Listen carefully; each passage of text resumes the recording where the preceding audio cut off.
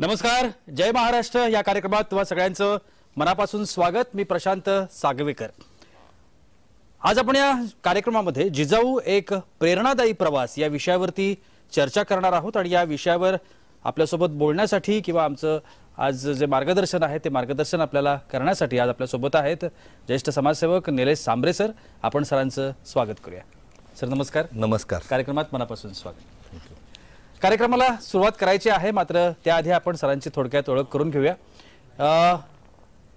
पालघर जिल्ह्यामध्ये विक्रमगड तालुक्यातील झडपोली गाव हे निलेश सांबरे यांची कर्मभूमी आहे। एका सर्वसामान्य शेतकरी कुटुंबामध्ये जन्म झालेले निलेश सांबरे यांनी समाजातल्या वंचित घटकांसाठी काहीतरी चांगलं कार्य करण्याच्या उद्देशातून प्रबळ इच्छाशक्तीतून आधी त्यांनी स्वतःला व्यवसायात सिद्ध केलं, स्वतःला सक्षम केलं आणि त्यानंतर 2008 साली जिजाऊ शैक्षणिक आणि सामाजिक संस्था महाराष्ट्र या संस्थेची त्यांनी स्थापना केली। समाजाची काही आपण देणं लागतो या भावनेतून निलेश सांबरेंनी आरोग्य, शिक्षण, खेळ, रोजगार अशा विविध क्षेत्रांमधल्या सोयी सुविधा, संधी तळागाळातल्या ग्रामीण नागरिकांसाठी स्वखर्चातून उभ्या केल्या। ही प्रेरणा, हे दातृत्व, हे कर्तृत्व, ही भूमिका, हे संस्कार आणि या सगळ्या पाठीमागची व्यक्ती म्हणून असलेली भावना जाणून घेण्याचा आज आपण प्रयत्न करणार आहोत। सगळ्यात पुन्हा एकदा सर मनापासून स्वागत। खरं तर सगळ्यात पहिल्यांदा तुमचं खूप खूप मनापासून अभिनंदन। समाजामध्ये खूप कमी व्यक्ती आज अशा आहेत की ज्यांना सामाजिक जाणीव आहे किंवा समाजाचं भान आहे। मी हा सगळा प्रवास आज या कार्यक्रमाच्या माध्यमातून उलगडण्याचा प्रयत्न करणार आहे, पण सुरुवात मला करायची आहे ती या संस्थेच्या नावापासून। जे नाव तुम्ही आज या संस्थेला दिलंय हे महाराष्ट्राला सुपरिचित असणारं नाव आणि या नावानंच एक इतिहास घडवला अशा पद्धतीचं हे नाव आहे। तुमची याच्या पाठीमागची भावना काय होती? हे नाव तुम्हाला या संस्थेसाठी घ्यावं ही प्रेरणा कुठून? लहानपणापासूनच राजे महासाहेब जिजाऊ छत्रपती शिवाजी महाराज यांच्याबद्दल आवड होती। आई वडिलांकडून शिकवणूक होती। माननीय खेडेकर साहेब, निर्मलकुमार देशमुख साहेब मराठा सेवा संघामार्फत त्यांच्यामार्फतही आणखीन जवळ गेलो, माहिती घेतली, अगदी सिंदखेड राजाला जाऊन आलो। महासाहेब जिजाऊने ज्यावेळेस 350-400 वर्षापूर्वी आपल्या राज्याची परिस्थिती, देशाची परिस्थिती भयानक होती, अशा वेळेस जिजाऊने शिवबाला तयार केला आणि शिवबांना लढायला लावलं। जे शिवबा आज देशामध्ये नव्हे तर जगामधले वंदनीय आहेत।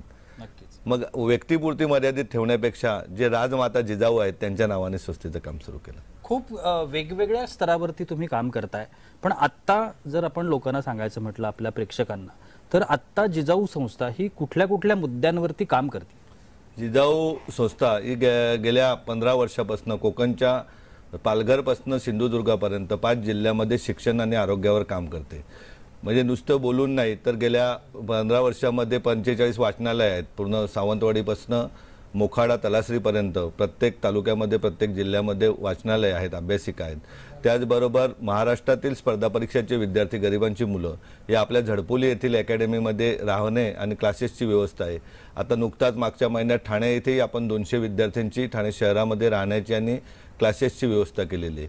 पहिली गोष्ट डॉक्टर बाबासाहेब आंबेडकरांनी सांगितलेलं आहे की शिक्षण हे वाघिणीचं दूध आहे आणि आज आपण पाहतोय कोकणची परिस्थिती शिक्षणामुळे काय आहे। त्यासाठी पहिल्यांदा आपली ड्युटी आहे की आपल्या कुटुंबातील मुलांना शिक्षण दिलं पाहिजे चांगलं। त्या दृष्टीने जिजाऊ काम करते। कोकणच्या 5 जिल्ह्यामध्ये प्रत्येक शाळेमध्ये वह्या वाटप करते, गेले 10 वर्ष झाले। कोकणच्या 5 जिल्ह्यामध्ये पोलीस अकॅडमी आहेत, 31 पोलीस अकॅडमी आहेत की ज्यामधनं विद्यार्थी पोलीस अकॅडमीसाठी सैन्यामध्ये तयार होतात। 30 आता या वर्षीपासून आपण गट क आणि ड च्या क्लासेसची व्यवस्था केलेली की जेणेकरून 10वी 12वी झालेले विद्यार्थी त्यांना सरकारी नोकऱ्या किंवा केंद्र सरकारच्या अनेक कंपन्या आहेत, ONGC, HPCL, BPCL, तिथे नोकऱ्या उपलब्ध करून दिल्या जातात।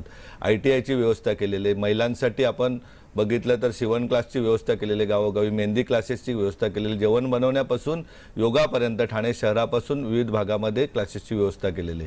अगदी झोपडपट्ट्यांमध्ये ठाण्याच्या 10च्या 10 प्रभागामध्ये येऊरपासून तर कचऱ्याच्या ढिगापर्यंत शाळा सुरू केलेल्या आहेत। तिथे अभ्यासिका सुरू केल्या का गरिबांची मुलं शिकली पाहिजेत। आपण म्हणतोय गरीब आणि श्रीमंतीतला जर दर कमी करायचा असेल तर गरिबांच्या मुलांना चांगलं गुणवत्तेचं शिक्षण देऊन त्यांना उच्च दर्जाला नेले तरच गरिबी आणि श्रीमंतीमधील जो भेदभाव आहे तो कमी होईल। त्या दृष्टीने संस्था काम करते। त्याचबरोबर आरोग्याबाबत म्हणायचं गेलं तर पूर्ण ठाणे आणि पालघर जिल्ह्यात शहर आणि ग्रामीण दोन्ही भागामध्ये दर महिन्याला किमान 50 आरोग्य शिबिरं जिजाऊ संस्थेची चालतात. एकट्या ठाणे शहरामध्ये 15 आरोग्य शिबिरं दर महिन्याला होतात. ग्रामीण भागातही प्रत्येक जिल्हा परिषद गटनिहाय आरोग्य शिबिरं होतात, जेणेकरून जो कुठलाही रुग्ण आहे, जो रुग्ण निघाला तो माझ्या कुटुंबातील रुग्ण आहे, माझे आई बाबा, माझे वडील, मी स्वतः किंवा माझा मुलगा मुलगी, अशा पद्धतीने प्रत्येक रुग्णाला आपल्या कुटुंबातील रुग्ण हे समजून त्याला पूर्ण बरं करण्याचं काम आपली संस्था करते. का अगदी डोळ्याच्या ऑपरेशनपासून, चष्म्यापासून त्या कॅन्सरपर्यंतची कुठलीही शस्त्रक्रिया असली तरी त्याला बरं केलं जातं. आपल्या संस्थेचं एक 130 खाटाचं रुग्णालय आहे. त्या रुग्णालयामध्ये दररोज किमान 25 शस्त्रक्रिया, डोळ्याच्या शस्त्रक्रिया होतात. 8 ते 10 ऑदर शस्त्रक्रिया होतात. ज्या शस्त्रक्रिया अनेक मुंबई किंवा इतर ठिकाणी होत नाही अशा शस्त्रक्रियाही आपल्याकडे होतात. का अगदी मागच्या 8 दिवसापूर्वी एका आमच्या भगिनीच्या, आदिवासी भगिनीच्या स्तनाची गाठ, 4 किलो वजनाची गाठ होती, त्याचीही शस्त्रक्रिया झाली.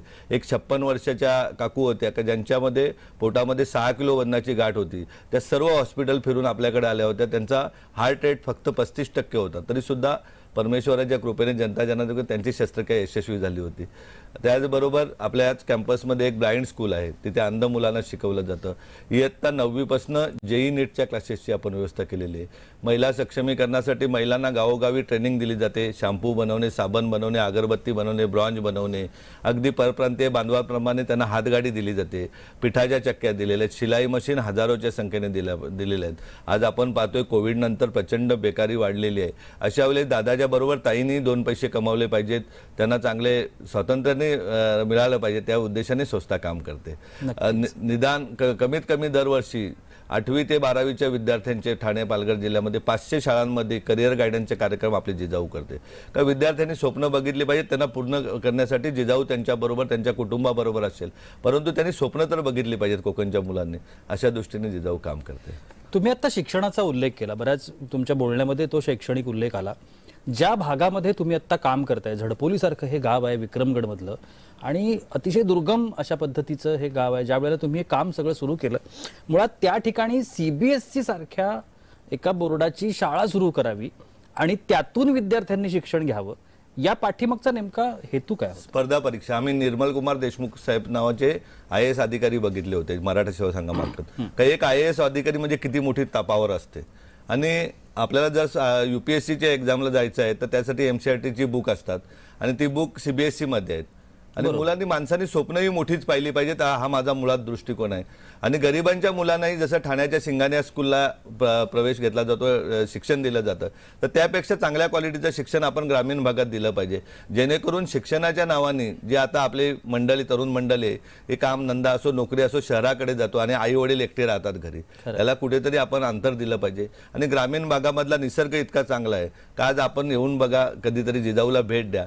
का ज्या जिजाऊच्या शाळेमध्ये अगदी भाजी विकणाऱ्या ताईची मुलगीही नोकरीला लागले, CBSE शिक्षण घेऊन पुढे नोकरीला लागलेले. वीट भट्टीवर काम करणाऱ्या दादाची ताईची मुलगी पण जॉबला लागलेली. अनेक आई वडील नसलेले मुली जॉबला लागलेत. CBSE मध्ये स्पर्धा परीक्षामध्ये म्हणजे स्वप्न, जर आपण हिमालय चढण्याचा तयारी दाखवली तर आपण सह्याद्री पार करू शकतो. स्पर्धा परीक्षांबद्दलच मला पुढचा प्रश्न. MPSC UPSC सारख्या अकॅडमीज पण तुम्ही त्या ठिकाणी उभ्या केल्यात. खरं तर एकूण आपण जर संख्या बघितली महाराष्ट्रातून MPSC UPSC सारख्या स्पर्धा परीक्षांमध्ये सहभागी होणाऱ्या विद्यार्थ्यांची, तर इतर राज्यांच्या तुलनेमध्ये तो फरक आपल्याला दिसतो. महाराष्ट्रातनं मुलं जात नाहीत किंवा स्पर्धा परीक्षांना बसत नाहीत, प्रमाण कमी आहे एकूण संख्या जर आपण बघितली तर त्याच्या पाठीमागची काय भूमिका? इच्छाशक्तीच नाही. कोणी रस्त्यात न दाखवल्यामुळे काय. मी सांगतोय ना का मला जर उद्या शिक्षण घेत असताना आम्हाला D.Ed झालेला शिक्षक, पोलीस किंवा नर्स याच्या पलीकडे आम्हाला माहिती नव्हतं, झालं तर क्लर्क कोणी अनुकंपावर लागला तर. आता आपण मुलांना स्वप्न दाखवते का तुम्हाला IAS व्हायचंय. आपल्याला असं नाही सांगायचं का आम्हाला गावागावात भांडणे लावणारे पुढारी नाही तयार करायचे. आम्हाला गावच्या ग्रामसेवकापासून तर पंतप्रधान कार्यालय चालवणारे अधिकारी या मातीतून गेले पाहिजेत. जेव्हा प्रशासनामध्ये ताकद आहे ना, आज आपण पाहतोय बिहारचं उदाहरण घ्यायचं झालं तर पुण्याला एक लोड गाडी लावणारा आपला परप्रांतीय बांधव, पण त्याचं स्वप्न काय सर, मी इथे केळी विकेन पण माझा पोऱ्याला ऑफिसरच करेन. आज उत्तर प्रदेशचा रिझल्ट सगळ्यात पहिला येतो. त्याला कारणीभूत तिथली व्यवस्था आहे. त्यांच्या मुलांवर त्यांनी बिंबवलेलं आहे का आम्ही मेहनत करतोय परंतु तुम्हाला अधिकारीच व्हायचंय. आज UPSCचा रिझल्ट बघा, 1 नंबर UP असतो, 2 नंबर बिहार असतो. महाराष्ट्र कुठल्या लेवलला आहे? आपल्याकडे गांभीर्यच नाही. MPSC बाबत बघतोय आपण 4-4, 8-8 दिवस विद्यार्थी उपोषणाला बसतात, आंदोलने करतात, परंतु शिक्षणाबाबत आपल्याकडे महत्त्व नाही किंवा आस्था नाही आहे आपल्याला.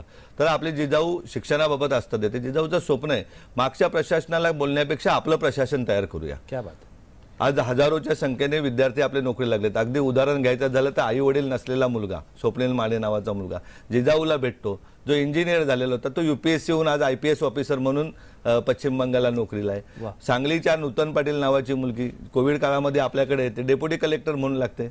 परवाच रिझल्ट लागलेल्या MPSCच्या रिझल्टमध्ये 9 विद्यार्थी आपले इंटरव्ह्यू दिलेले, त्यामध्ये नवनाथ लाड हा बीडचा मुलगा, एक ऊस मजुराचा मुलगा, ते डेप्युटी कलेक्टर झाले. ते आपल्या ग्रामीण भागातले 3 विद्यार्थी आज MPSCचा इंटरव्ह्यू दिलेले, का जे आदिवासी विद्यार्थी आहेत. एक दिवा म्हणून विद्यार्थी, एक कल्पेश भावर म्हणून, एक ललित मवळे म्हणून, त्यांचे वडीलही नाही आहेत. हे 3 विद्यार्थी झालेले. जेव्हा प्रशासनामध्ये आपली लोक येतील त्यावेळेस ते जिजाऊच्या माध्यमातून आल्यानंतर गरिबांची, गोरगरिबांची सेवा करतील. आलेला निधी व्यवस्थित समाजापर्यंत पोहोचवला जाईल. आज आपण दुर्भाग्य बघतोय. मी जिल्हा परिषदेवर असताना बघितलं की एकट्या पालघर जिल्हा परिषदेचा 4 वर्षातला 204 कोटी निधी हा अखर्चित म्हणून परत गेला. आणि त्याबाबत मुका आणि आणला जिल्हा कोण जाब विचारू शकत नाही.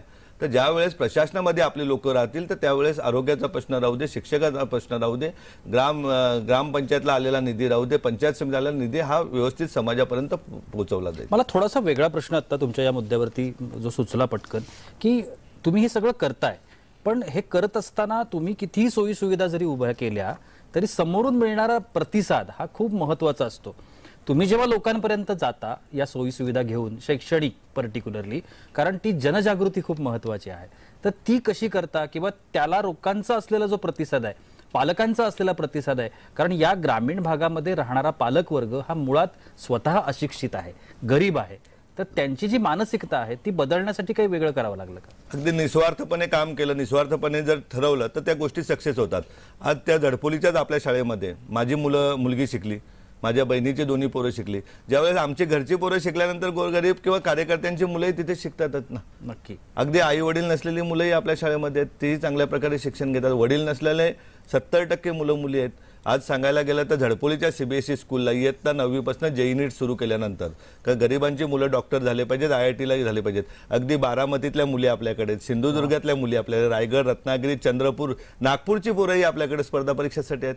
अशी कुठली गोष्ट नाही. विद्यार्थी जसं जर आपला हेतू प्रामाणिक राहिला तर विद्यार्थ्यांची संख्या, असा महाराष्ट्रातला कुठला जिल्हा नाही की जिथली मुलं आपल्याकडे नाही आहेत. परभणीचे मुख्यमंत्री महोदय साताऱ्याची मुलं आपल्याकडे आहेत. वा, नक्की. सर, आणखीन एक महत्त्वाची गोष्ट म्हणजे रुग्णसेवा. खरं तर ग्रामीण भागामध्ये ज्या आत्ता आरोग्याच्या सोयीसुविधा उपलब्ध आहेत त्याचं जे प्रमाण आहे ते खूप अत्यल्प आहे. अनेकदा अनेक मोठ्या डिसीजसाठी, मोठ्या गोष्टींसाठी शहरांकडे शेवटी धाव घेण्याची वेळ येते. डॉक्टरच स्वतः सांगतात की तुम्ही यांना मोठ्या शहरांकडे घेऊन जा. मग अशा वेळेला ग्रामीण भागामध्ये ज्या सुविधा तुम्ही आता उपलब्ध करताय, बरं त्या मोफत आहेत परत, त्याच्यामुळे त्या संदर्भात त्याच्या पाठीमागची जी भूमिका आहे ती काय? अगदी लहानपणी मी 11वीला असताना बघितलं, वावर आणि कांड झालं होतं 90-91ला. तेव्हापासून मनाशी ठरवलं होतं की ज्या कोकणमध्ये माझा जन्म झालेला आहे आणि तिथे असे जर शेकडोनी बालकं जर कुपोषणाने मरत असतील तर ज्या दिवशी आपली परिस्थिती व्यवस्थित होईल त्या दिवशी आपण आरोग्याबाबत काम केलं पाहिजे. आज आपल्या 15 रुग्णवाहिका आहेत का त्या रुग्णांना आणलं जाते आणि बरं केलं जाते. गावोगावी आपल्या मेडिकल कॅम्प होऊन तिथनं रुग्णांना आणलं जातं. आपल्या रुग्णालयामध्ये बघायला गेलं झडपोलीच्या तर अगदी लीलावतीला ज्या फॅसिलिटीज आहेत त्या आपल्याकडे फॅसिलिटी. मी सांगितलं ना की मुंबईच्या वरनं रुग्ण पाठवल्यानंतर रिटर्न येऊन आपल्याकडे बरं होतं. आजही आमच्या पालघर जिल्ह्यामध्ये, ठाणे जिल्ह्यामध्ये बघितलं तर दररोज कुपोषणाचा रेट 3 मुलं ही पालघरमध्ये मरण पावतात. दर 15 दिवसांनी शहापूरच्या रुग्णालयामध्ये किंवा पालघरच्या एखाद्या रुग्णालयामध्ये गाडीत नेताना रुग्णवाहिकेमध्ये आमची भगिनी डिलेव्हरी होते किंवा पोटातल्या बाळासहित मरण पावते. हे वास्तव चित्र आहे. हे चित्र सरकार बदलेल तेव्हा बदलेल. आपली ड्युटी, या देशाचा नागरिक मी आहे, का माझी ड्युटी आहे का माझ्या बहिणींना वाचवलं पाहिजे. त्या दृष्टीने आपण सिझरची व्यवस्थाही केलेली आहे. अगदी छोट्या शस्त्रक्रियेपासून कॅन्सरपर्यंतच्या, डायलिसिसपासून दररोज होणाऱ्या शस्त्रक्रिया या माझ्या कुटुंबातील, कोकण मी मानतोय का हे माझं कुटुंब आहे. हे 5 जिल्हे आहेत, ते माझं कुटुंब आहे आणि कुटुंबातील लोकांसाठी सेवा केली पाहिजे. जसं आपण आपल्या आईवडिलांची सेवा करतो, आपल्या बहिणींची करतो, मुलाची पत्नीची करतो, त्याप्रमाणे या कुटुंबातील सर्व मंडळीची सेवा केली पाहिजे. त्या दृष्टीने जिजाऊ काम करते, मी काम करतोय आणि ती निस्वार्थपणे पाहिजे. खूप महत्त्वाचा मुद्दा आहे हा, की निस्वार्थपणे पाहिजे. कुठलीही सेवा बजावत असताना त्याच्या पाठीमागची भूमिका जी आहे ती खूप महत्त्वाची असते. निलेश सांबरे सरांबरोबर गप्पा मारताना आपल्याला या गोष्टी खूप प्रामुख्यानं आणि प्राधान्यानं जाणवत आहेत.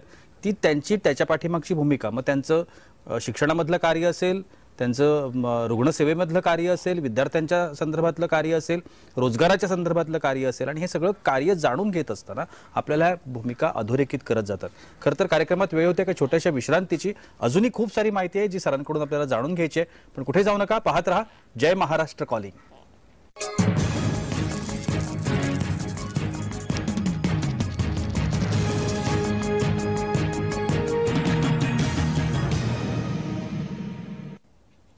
विश्रांतीनंतर जय महाराष्ट्र कॉलिंग या कार्यक्रमात तुम्हा सगळ्यांचं पुन्हा एकदा मनापासून स्वागत.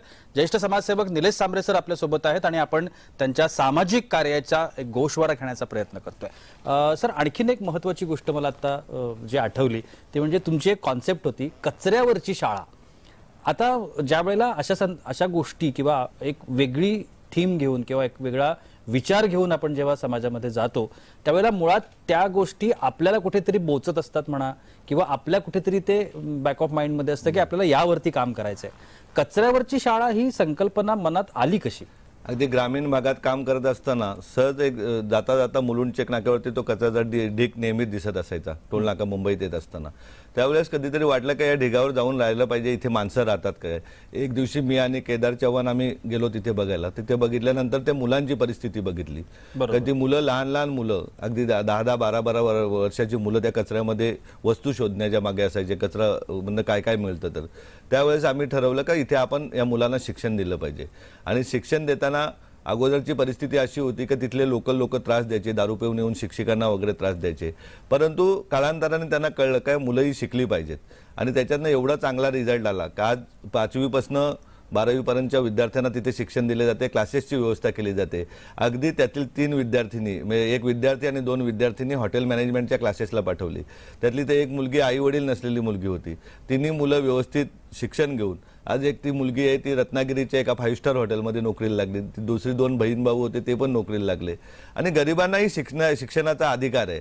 ज्याप्रमाणे ग्रामीण भागात शिक्षणाच्या समस्या आहेत त्याप्रमाणे शहरातही आहेत. आणि इथल्या विद्यार्थ्यांनाही शिक्षणाचा हक्क आहे. आपण सांगतोय का लहान मुलांनी काम करू नये, परंतु इथे मुलं तर ते दिवसरात्र काम करते. आई वडील व्यसनाधीनता झाले होते. त्या आई वडिलांना व्यवस्थित समजवलं, ज्यांना वडील नव्हते त्यांना समजवलं का बाबा तुमच्याबरोबर आज कुटुंबाप्रमाणे जिजाऊ आहे. आणि खूप वेगळा आनंद आहे कचऱ्यावरच्या शाळेमध्ये. सगळेच कार्यक्रम आम्ही तिथे करतोय. बड्डे तिथे करतोय आम्ही, 15 ऑगस्ट करतोय, 26 जानेवारी करतोय. आणि मुलांमध्ये अगदी गडकरीसारख्या नाट्यमंदिरामध्ये त्यांना कार्यक्रमालाही आम्ही जागा देतोय का त्यांना त्यांच्या प्रेरणाला ताकद देतो तिथे. नक्की. सर, आणखीन एक महत्त्वाची गोष्ट असते की आपण हे जेव्हा सगळं काम करत असतो लोकांना दिसताना ते खूप काम मोठं दिसतं. अडचणी आपल्याला माहिती असतात, समस्या आपल्याला माहिती असतात, कारण त्याच्यावरचे मार्ग शेवटी आपल्यालाच शोधायचे असतात. ज्या वेळेला तुमच्यासमोर अडचणी येतात, तुमच्यासमोर समस्या येतात, तेव्हा तुम्ही काय करता? आपल्याकडे अंध आणि मतिमंद शाळा आहे. त्या शाळेमध्ये जायचं आणि घरी आई वडिलांसमोर वेळ घालवायचा, त्या मुलांसमोर वेळ घालवायचा, हॉस्पिटलला वेळ घालवायचा. अचानक कितीही मोठी अडचण आली तरी ती अडचण 100% दूर होते. नक्की. आणि आपली स्वप्न मोठी आहेत तर अडचणी येणारच आहेत ना. आपल्याला गरिबांच्या मुलांना एका व्यवस्थेविरुद्ध आपण लढतोय का गरिबांच्या मुलांना शिक्षण द्यायचे, त्यांना अधिकारी बनवण्याचे स्वप्न बघतोय आणि त्यासाठी प्रत्यक्षात कृती करतोय. तर त्यावेळी अडचणी या येणारच आहेत. कारण गरिबांना गरीब ठेवण्यासाठी एक मोठा वर्ग आपल्या देशामध्ये का त्यांना ते गरीबच राहिले पाहिजेत, ते गरजवंतच राहिले पाहिजेत. त्याच्यामुळे विरोध हा होत राहणार चांगल्या गोष्टीला. परंतु आपला उद्देश साफ आहे. छत्रपती शिवाजी महाराजांनी जसे किल्ले बांधले तसे आपल्याला कोकणभर 50 CBSE स्कूल करायचे आहेत. आता 8 झाल्या. आणखीन 42 शाळा आपल्याला करायच्या आहेत. आणि त्या शाळेमध्ये लायब्ररी असतील, पोलीस अकॅडमी असतील, डॉक्टर बसेल, अशी सर्व व्यवस्था आपल्याला करावायची. नक्कीच. सर, जसं जसं आपण काम करायला लागतो तसे तसे खूप अनुभवाचे गाठोडं तयार होत जातं आणि त्याच्यात अनेक हृदयस्पर्शी अनुभव सुद्धा असू शकतात. तर आपल्या आयुष्यामध्ये हे काम करत असताना असे खूप अनुभव आले असतील, त्यातला एखादा तुम्ही जर आम्हाला सांगितलं तर ऐकायला आवडेल. आई वडील नसलेले स्वप्नील माने जेव्हा UPSC होता त्यांनी मला शब्द देऊन गेले होते जानेवारी महिन्यात, आप्पा याच्यापुढे मी रिझल्ट काढूनच तुम्हाला भेटायला येईल. आणि रिझल्ट काढल्यानंतर ते भेटायला येतात. हा सगळ्यात मोठा आनंद आहे. ज्या मुलीच्या पोटामध्ये 2.5 महिन्याचं बाळ असताना पती जातात, ते लोकांचे भांडी घासत असते आणि भांडी घासता घासता जिजाऊच्या लक्षात येते का पोलीस अकॅडमीमध्ये तिला मुंबई महापालिकेमध्ये जिजाऊ मार्फत नोकरी दिलेली आनंदाची गोष्ट आहे. कचऱ्यावरच्या ढिगावरची जिला आई वडील नसलेली मुलगी जेव्हा हॉटेल मॅनेजमेंट करून तिला एका 5 स्टार हॉटेलमध्ये नोकरी होते, असे अनेक आनंदाचे प्रकार आहेत. नक्की प्रसंग आहेत. थोडंसं मला तुमच्याविषयी स्वतःविषयी जाणून घ्यायचं आहे, कारण मी जसं तुमची ओळख करून देताना म्हटलं की तुम्ही एका सर्वसामान्य शेतकरी कुटुंबात जन्मलेले आहात. तिथून स्वतःचा प्रवास पहिलं स्वतःला सिद्ध करणं, पहिल्यांदा स्वतः यशस्वी होणं आणि त्यानंतर मग समाजातल्या या घटकांसाठी उभं राहणं, हा वाटतो तेवढा सरळ आणि साधा प्रवास नाही. तर त्याची प्रेरणा किंवा ते कसं सुचलं किंवा त्याची बीजं कुठे होती? आई वडिलांनी लहानपणापासूनच मेहनत करायला शिकवली आहे. मेहनती काम केलंच पाहिजे. आमच्या घरामध्ये कुठलीही व्यक्ती आजही सकाळी 5-6 वाजता उठल्यापासून 10 वाजेपर्यंत काम करते. अगदी आई वडीलही काम करतात. वडीलही संपूर्ण हॉस्पिटल शाळा सांभाळत असतात, शेती करत असतात. आई शेती करते आजही. फुकट कुठलंही खायचं नाही. आणि आपल्याकडे अतिरिक्त आलेले एकटा निलेश सांबरे 100 वेळेचं जेवण एकटा जेवू शकत नाही. त्यांनी एक वेळेचं जेवण उरल्यानंतर 99 वेळेचं जेवण आहे ते समाजातील ज्यांना गरज आहे त्या गरीब लोकांना दिलं पाहिजे. ही शिकवणूक आईची होती. मेहनत ही रोजची केली पाहिजे. प्रसंग तर येत असतात आणि आपल्याकडे आपल्या महाराष्ट्राचा इतिहास आहे का स्वकीयांकडून जास्त त्रास येतो. तो जे आपल्यातले असतात, आपले मित्रमंडळी असतात, ज्यांना आपण मदत केलेली असते त्यांच्याकडून त्रास असतात. परंतु आपण त्या त्रासाकडे लक्ष न देता आपल्या स्वप्नांकडे लक्ष दिलं पाहिजे का आपल्याला काय करायचंय. मी एकटा मोठा होऊन ना देश पुढे नाही जाणार. आपल्याला सर्वसामान्य प्रत्येक माणूस मोठा केला पाहिजे. आपल्या जिजाऊचं स्वप्न आहे का प्रत्येक कुटुंब कोकणातील नाही जास्त पण एक 25-50 हजार रुपये तरी महिन्याला कमावलं पाहिजेत. कुठल्याही आमच्या बांधवांनी जमीन विकता कामा नये, एक गुंठाही विकता कामा नये. आम्ही भिवंडीत फिरत असताना बोलत असतो की एक गुंठा पण 1 स्क्वेअर फूटही विकता कामा नये का कुठल्याही मोठ्या माणसाने आमच्या लहान माणसाला दाबू नये. त्या दृष्टीने आपल्याला शिक्षण गरजेचं आहे. आपण एकत्रित झालो पाहिजे. आज प्रकल्प येतात, आपण पाहतोय आमच्याकडे अनेक प्रकल्प कोकणामध्ये येतात. म्हणजे अगदी पालघरपासून बघितलं फक्त अधिकारी लोक अगोदरच जमिनी घेऊन ठेवतात प्रकल्पामध्ये आणि त्या प्रकल्पातून आलेला जो मलिदा असतो ते अधिकारी लोक खात असतात. अशा वेळेस आम्हाला सर्वसाधारण लोकांना एकत्र करायचं आहे. प्रकल्प चांगला असला तर उद्योग, एखादी MIDC आली तर उद्योगधंदा करणारी लोक आपल्याला आपली घडवायची. जमीन विकणारे नको किंवा त्याच्यावर मटेरियल सप्लाय करणारे नको, तर उद्योगधंदा उभारणारे पाहिजेत. आमच्याकडे अनेक समस्या आहेत. आज पालघर जिल्ह्याचं म्हणायचं गेलं तर बडोदा एक्सप्रेसवे, बुलेट ट्रेन, देहेरजा प्रकल्प किंवा 40-40, 50-50 वर्षापूर्वी जी झालेली धरणं आहेत, सूर्या धरण, धामणी धरण, तिथले शेतकऱ्यांचे प्रश्न अद्याप सुटलेले नाहीत.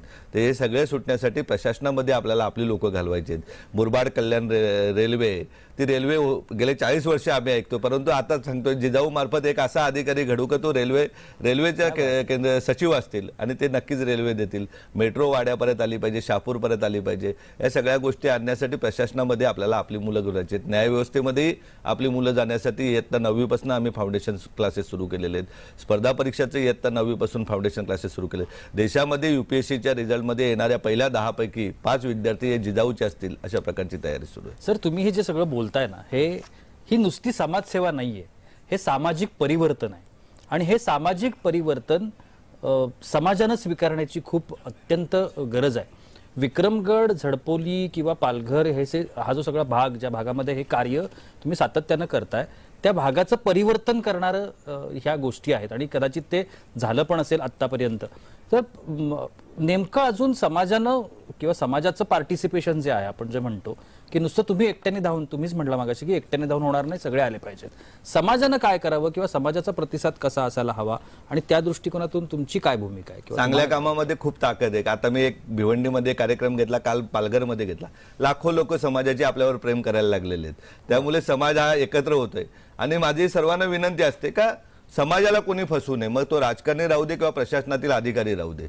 एक तुम्हाला सरकार पगार देतो, डॉक्टर घटनेमध्ये तुम्हाला दिलेली पदं आहेत ही लोकांची सेवा करण्यासाठी. मग ते आरोग्य क्षेत्रातील काही डॉक्टर राहू दे, शिक्षण क्षेत्रातील काही शिक्षण महर्षी राहू दे, राजकारणातील आमचे नेते मंडळी राहू दे किंवा प्रशासनातील अधिकारी राहू दे. यांनी समाजाच्या लूट आता थांबवली पाहिजे. देशाला स्वातंत्र्य मिळून 76 वर्ष झालेत. आपल्या कोकणला, महाराष्ट्राला, देशाला स्वातंत्र्य मिळवण्यासाठी यांनी कुठेतरी आता थांबलं पाहिजे आणि निस्वार्थपणे काम केलं पाहिजे, सेवा केली पाहिजे. एवढीच अपेक्षा आहे सर्वांकडनं. क्या बात आहे. खरं तर निलेश सरांचं हे जे सगळं काम आहे, मी जसं आत्ता म्हटलं की सामाजिक परिवर्तन करणारं हे काम आहे आणि हे काम सातत्यानं चालू आहे. आणि ह्याच्यातल्या अनेक गोष्टी, मला वाटतं सगळंच काम हे मोफत आहे समाजासाठी. सर, तुम्हाला हे काम करण्याची प्रेरणा अशाच पद्धतीने मिळत राहो आणि सातत्यानं तुमच्याकडून हे काम अजून महाराष्ट्रापर्यंत पोहोचो, हीच आपण या कार्यक्रमाच्या निमित्तानं प्रार्थना करूया. तुम्ही आलात, वेळ दिलात, त्यासाठी तुमचे अगदी मनापासून. नक्की सर, 100%. आणि याबरोबरच वेळ होते इथेच थांबण्याची. कुठे जाऊ नका, पाहत रहा जय महाराष्ट्र.